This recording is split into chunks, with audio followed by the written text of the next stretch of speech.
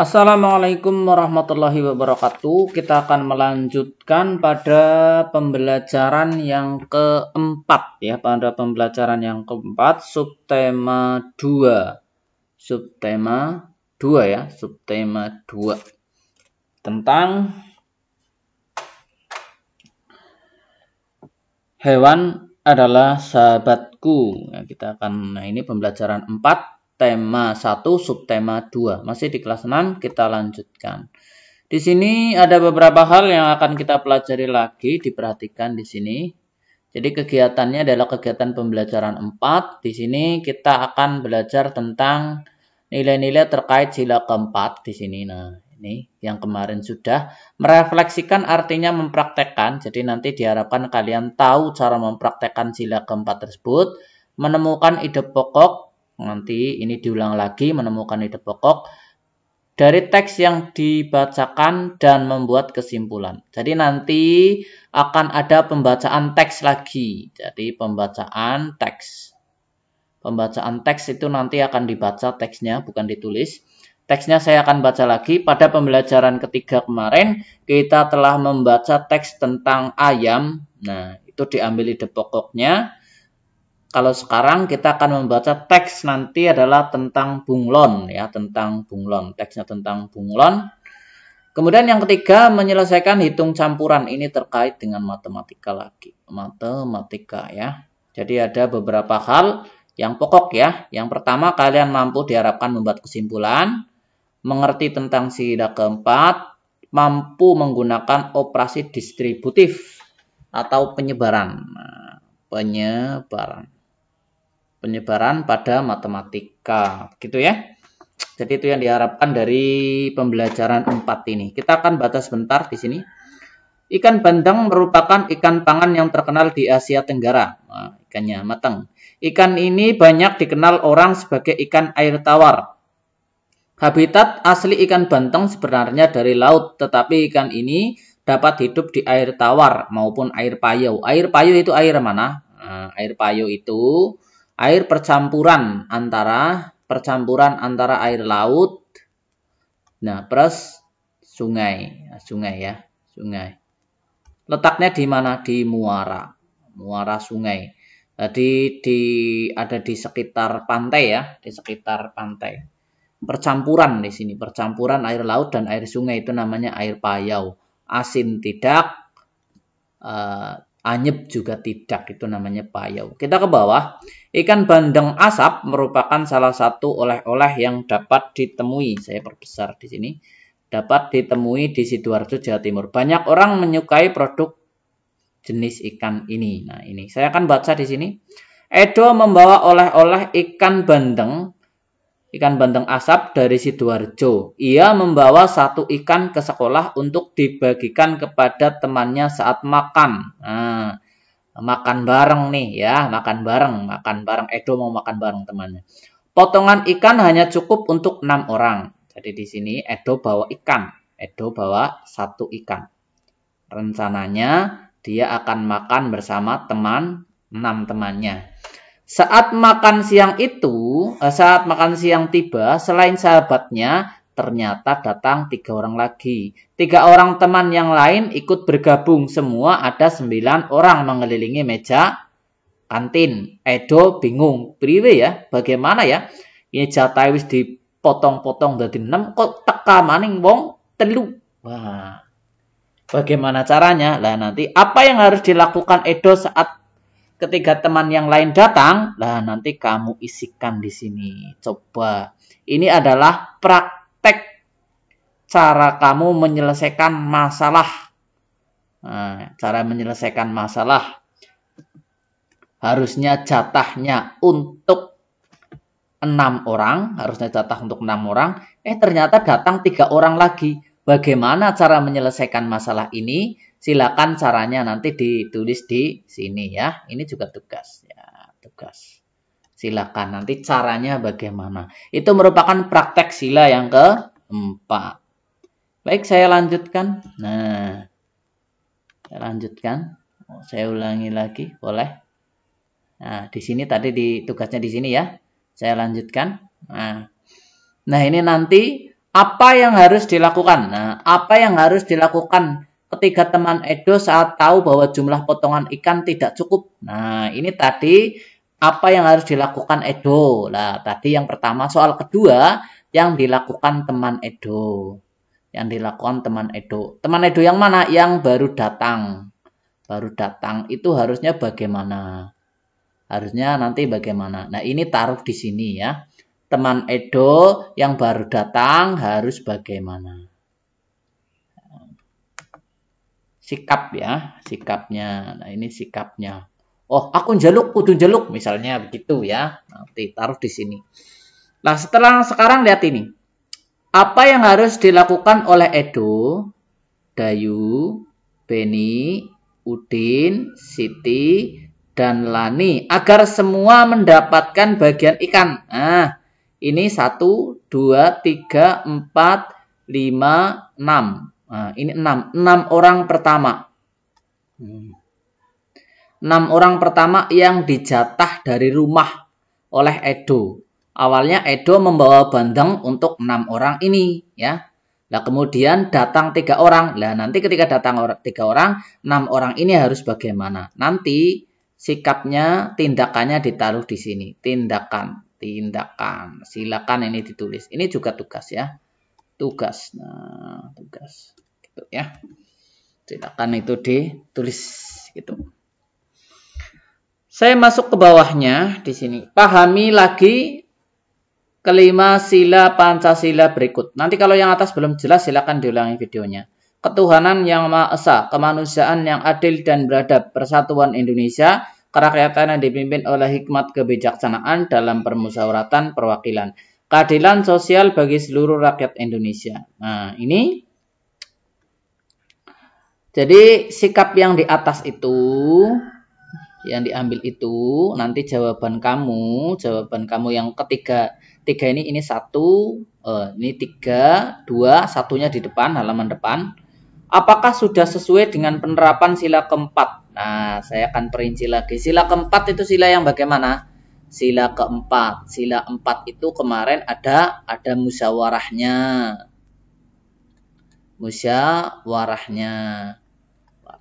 Ada musyawarahnya.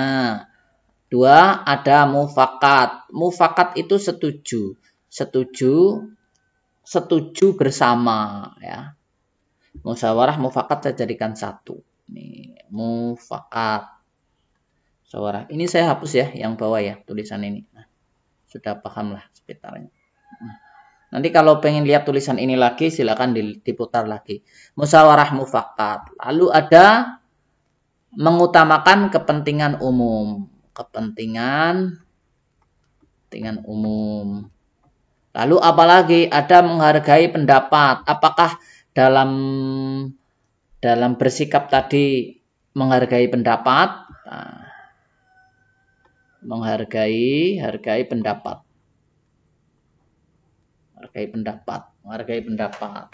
Yang keempat, ada hal apa lagi? Ada menerima.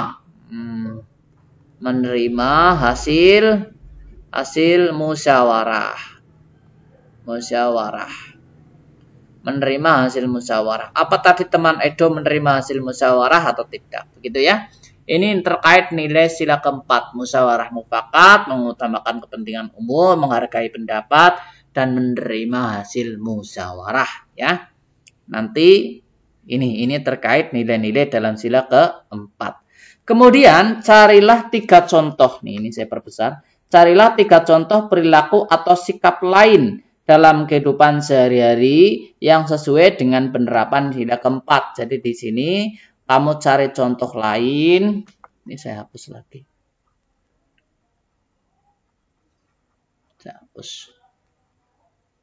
Kamu silakan cari contoh lain. Cari contoh lain di sini. Cari contoh lain. Ini terkait dengan keempat hal ini.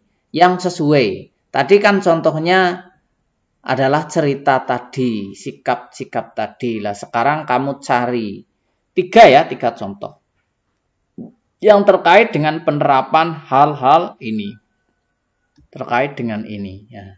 Nanti silakan cari 3 contoh. Sudah? Nah, kalau sudah, Lalu ini tugasnya lagi. Nah ini 1, 2. Pilihlah 2 dari contoh tersebut yang kamu terapkan. Jelaskan bagaimana kamu menerapkannya. Jelaskan ya, jelaskan jadi ceritakan. Bingung Pak. Oh bingung ya. Bingung. Baik. Kalau bingung saya contohkan. Begini, saya ambil satu contoh. Misalnya, saya ambil satu contoh. Terkait apa misalnya? Terkait misalnya menghargai pendapat. Nah, misalnya pemilihan saya contohkan di sini. Pemilihan ketua kelas. Nah, ini kelas 6 misalnya. Pemilihan ketua kelas 6. Carilah 3 contoh perilaku dilaksanakan dengan musyawarah. Nah, di sini kan ada sebuah permasalahan, ada sebuah sikap ya, sikapnya. Ini contohnya, pemilihan ketua kelas 6 dengan musyawarah. Ini kan sudah mengandung ini. Nah, mengandung kepentingan umum. Kepentingan umumnya apa? Untuk kelas. Musyawarah mufakatnya lah, ini kan sudah ada musyawarahnya gitu ya. Contohnya, itu contoh perilakunya. Kemudian dijelaskan. Nah, jelaskannya bagaimana? Kita tulis di sini. Pemilihan. Kurang jelas tulisannya ya.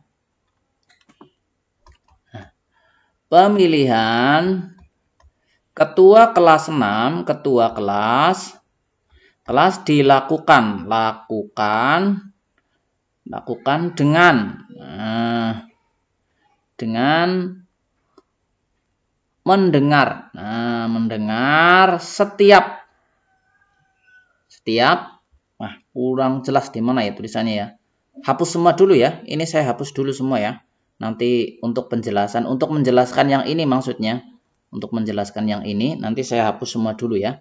Supaya nanti tulisannya agak jelas gitu.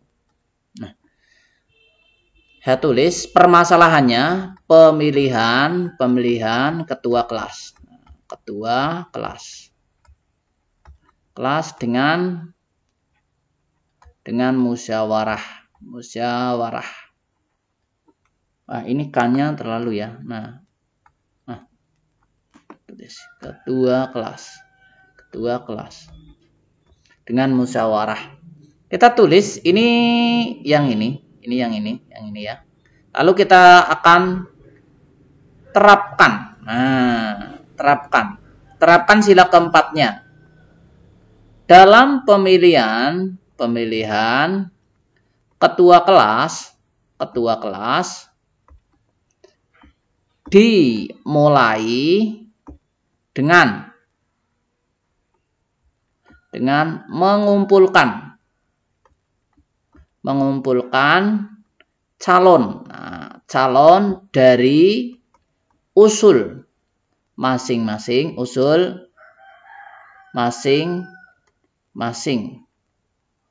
Usul pendapat ya, di sini usul pendapat dari masing-masing siswa. Nah, di sini sudah ada menghargai pendapat usul masing siswa. Kemudian setiap siswa diminta untuk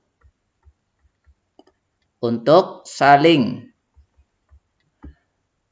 memberi komentar atau pendapat, boleh pendapat tentang kelebihan dan kekurangan masing-masing calon ya, masing-masing calon. Lah ini untuk diambil yang terbaik, yang paling sedikit kekurangannya gitu ya.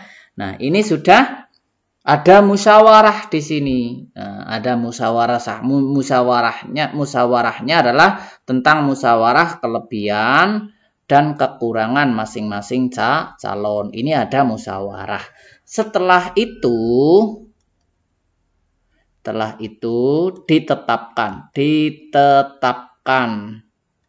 calon terpilih. Setiap siswa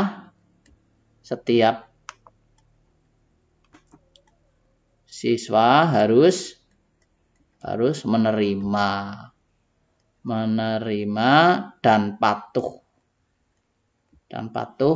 pada hasil keputusan.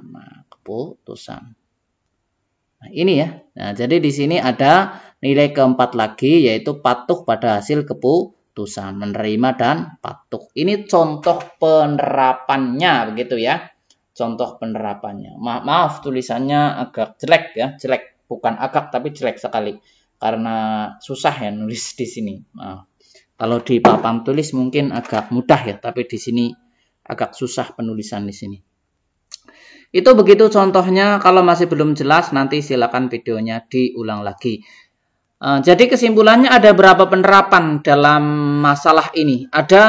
Pertama ada penerapan tentang menghargai pendapat, ada penerapan tentang musyawarah mufakat, ada penerapan tentang menerima dan patuh pada hasil keputusan musyawarah, ada menghargai pendapat orang lain, ada kepentingan umum juga di sini yaitu kepentingan kelas. Jadi di sini semua hal yang dipaparkan ini memuat sila keempat yang dilaksanakan dalam satu kegiatan. Oke, kita lanjutkan pada halaman selanjutnya. Nah ya, bentar ya, kita halaman selanjutnya. Nah, ini masih sama. Nanti paragraf masalah keduanya kamu taruh sini ya. Itu contoh tadi. Nanti ini tugas ya, tugasnya tadi dibaca di depan.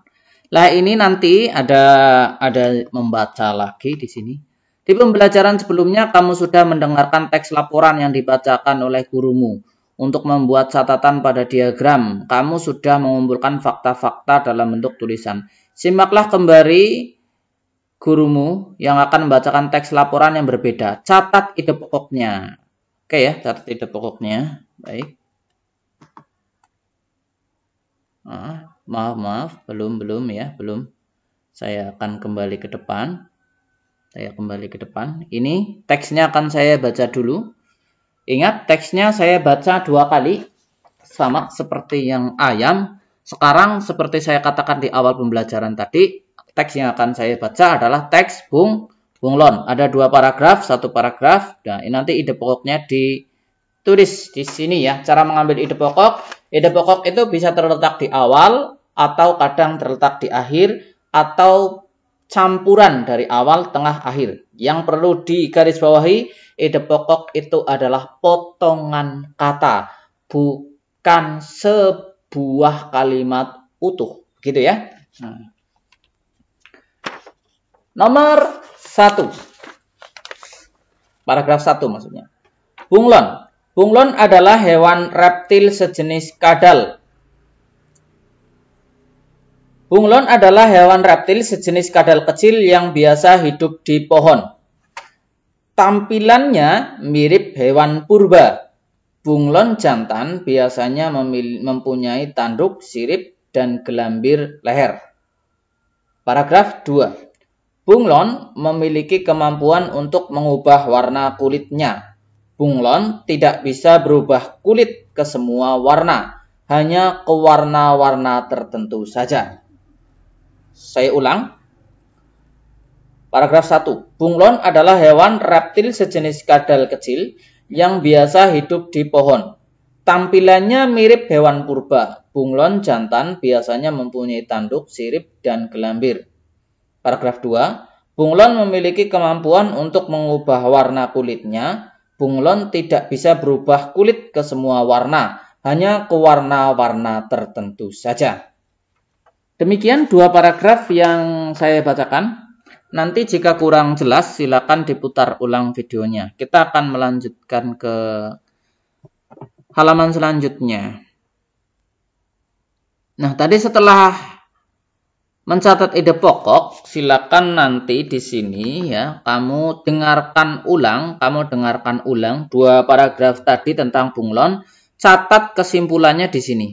Kesimpulan 2 paragraf ini. taruh di sini ya. Oh iya, masih bingung kesimpulan ya. Saya beri contoh kesimpulan. Ini soal yang kemarin, soal yang kita gunakan untuk ulangan. Jadi kesimpulan seringkali diambil dari hasil akhir pembicaraan. Kita lihat, kita sering mengkonsumsi minuman manis setiap hari. Tapi hal itu tidak baik bagi tubuh. Untuk mengatasi keinginan itu, kita bisa menggantinya dengan buah-buahan yang mengandung banyak air seperti semangka dan melon. Jadi kesimpulan adalah hasil akhirnya. Hasil awalnya bagaimana? Awal. Kita untuk mencari kesimpulan harus tahu awal. Awal, kemudian akhir. Awal akhir maksudnya apa? Oh, kurang jelas ini ya. Ya, baik. Saya hapus. Kondisi awal. Kondisi awal. Kesimpulan itu adalah kondisi akhir. Kondisi akhir. Kondisi siapa, Pak? Kondisi itu keadaan. Nah, saya hapus dulu ini. Kenapa dihapus, Pak? Karena hurufnya kapital. Tidak boleh kapital ya. Kondisi awalnya bagaimana? Kondisi awalnya adalah ini. Kita sering mengkonsumsi minuman manis setiap hari. Ini kondisi awalnya. Untuk menjadikan kesimpulan, maka sebagian dari kondisi awal harus dimasukkan. Maka kita akan mengambil sebagian ini ya. Sebagian ini. Jadi yang kita ambil adalah ini. Mengkonsumsi makanan, mengkonsumsi minuman manis setiap hari. Jadi ini kondisi awal. Kondisi akhirnya di sini adalah ini. Menggantinya dengan buah-buahan. Adapun contohnya ini tidak termasuk dalam kesimpulan. Tidak usah. Karena yang namanya buah-buahan kan tidak hanya semangka atau melon. Kan masih banyak lainnya. Nah, makanya contohnya ini tidak perlu disebutkan. Jadi gabungan dari kondisi awal dan kondisi akhir itulah kesimpulan. Kita sering mengkonsumsi minuman manis setiap hari. Nah, intinya kita bisa menggantinya dengan buah-buahan yang mengandung banyak air.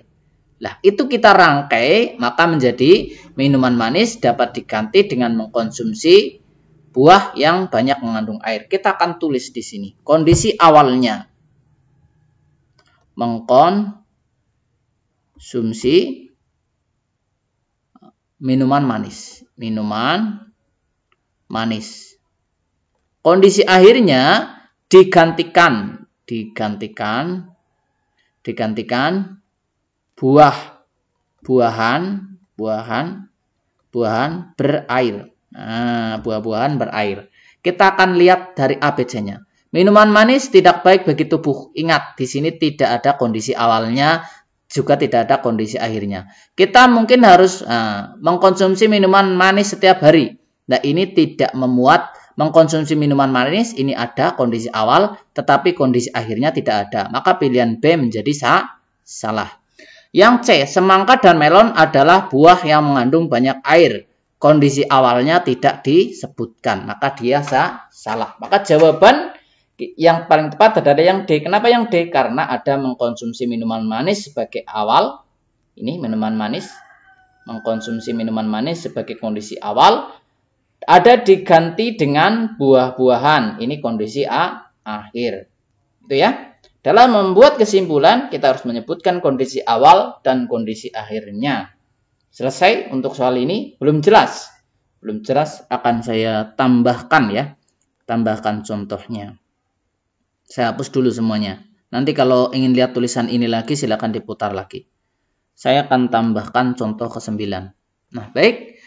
Dalam membuat kesimpulan, tadi disebutkan adalah kondisi awal. Kondisi awal, lalu kondisi akhir.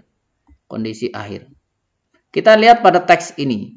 Kondisi awalnya. Perubahan iklim kita baca dulu ya. Perubahan iklim terjadi di berbagai penjuru dunia, termasuk Indonesia. Jadi di sini kondisi awalnya ada perubahan iklim.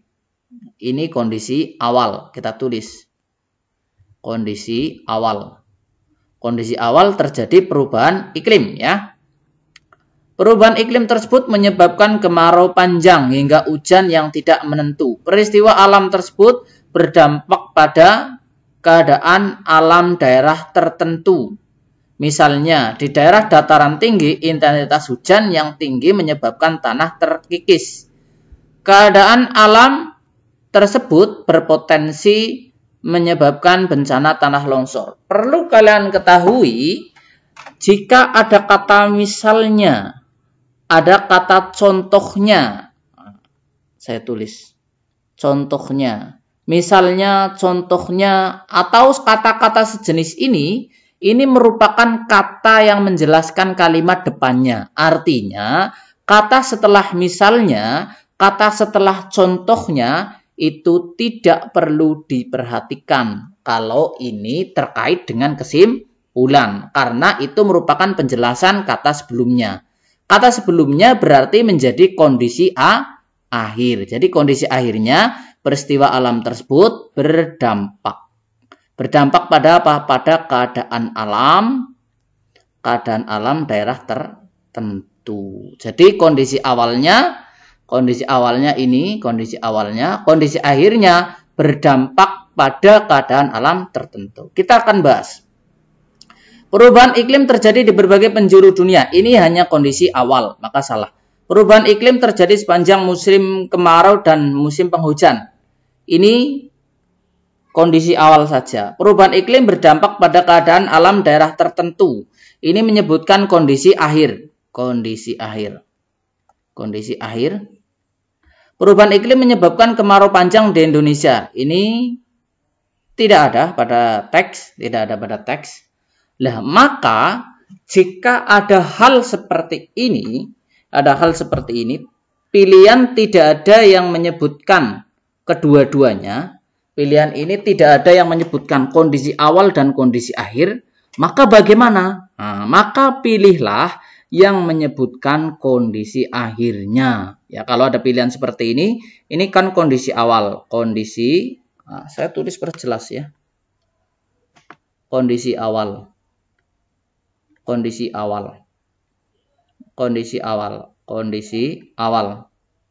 Ini tidak ada ya. Jadi di sini ada kondisi awal, kondisi akhir, dan ini tidak ada. Bagaimana cara memilihnya kalau tidak disebutkan lengkap? Kalau tidak disebutkan lengkap, maka pilih yang menyebutkan kondisi akhirnya saja, yaitu perubahan iklim berdampak pada keadaan alam daerah tertentu.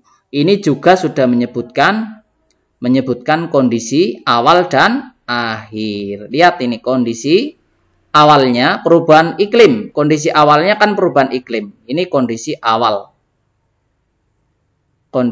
Saya perjelas ya. Kondisi awalnya saya tulis di sini. Perubahan iklim. Seandainya tidak ada yang menyebutkan keduanya, maka pilih yang menyebutkan kondisi akhir.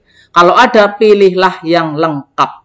Kondisi akhirnya ini keadaan alam berdampak ya. Jadi berdampak, tulisannya kurang jelas ya. Tulisannya jelek sekali ya, agak susah nulis di sini. Maaf. Berdampak pada keadaan daerah tertentu. Jadi berdampak pada keadaan alam daerah tertentu. Jadi perubahan iklim ini kondisi awal, berdampak pada keadaan alam daerah tertentu, ini kondisi akhir. Jadi kebetulan pada teks yang ini lengkap. Nanti akan ada sebuah teks yang tidak lengkap pilihannya ya. Jadi kalau pas tidak lengkap, pilih yang pakai kondisi akhir saja. Tapi kalau ada yang lengkap, pilih yang lengkap. Ini lengkap. Kebetulan pilihan saya ini lengkap ya. Kebetulan saja lengkap. Begitu untuk bagian ini. Nanti kalau kurang jelas silakan diulang lagi videonya ya. Saya bersihkan lagi. Lihat ke sini.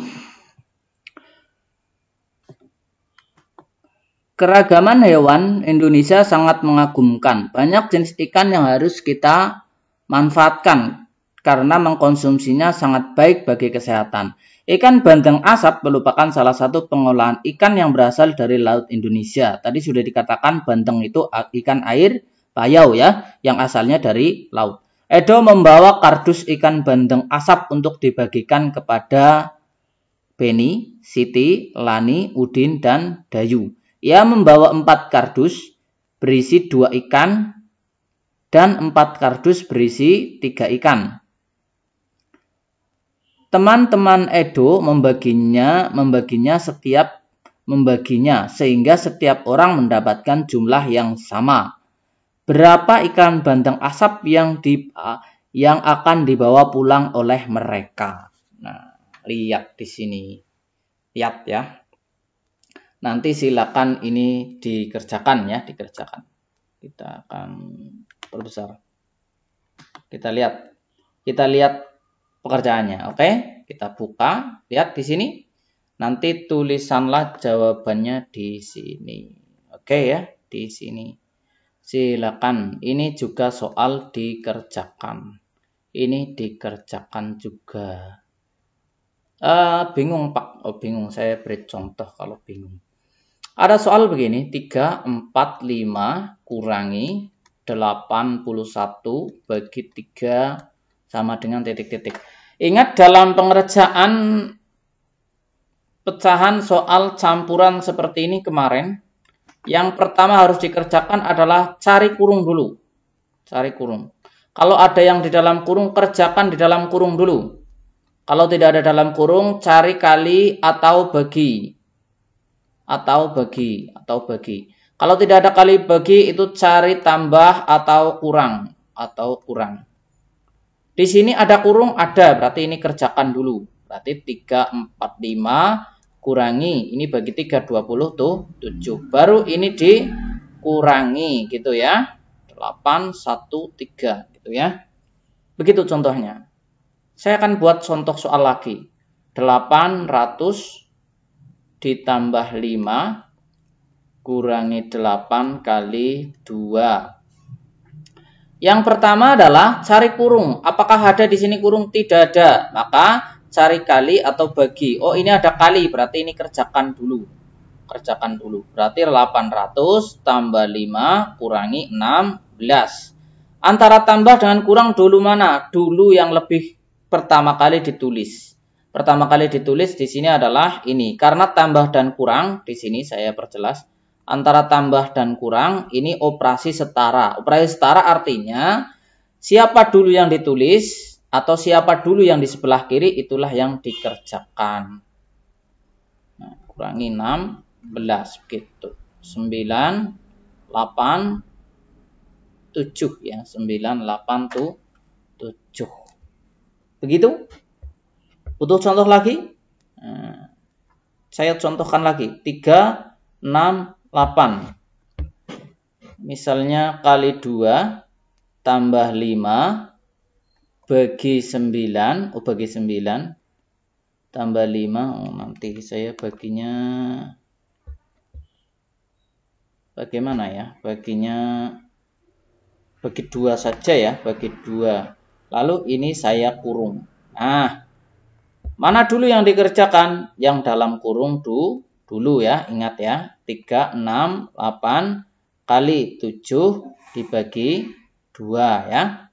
Nah, antara kali dengan bagi, mana dulu yang dikerjakan?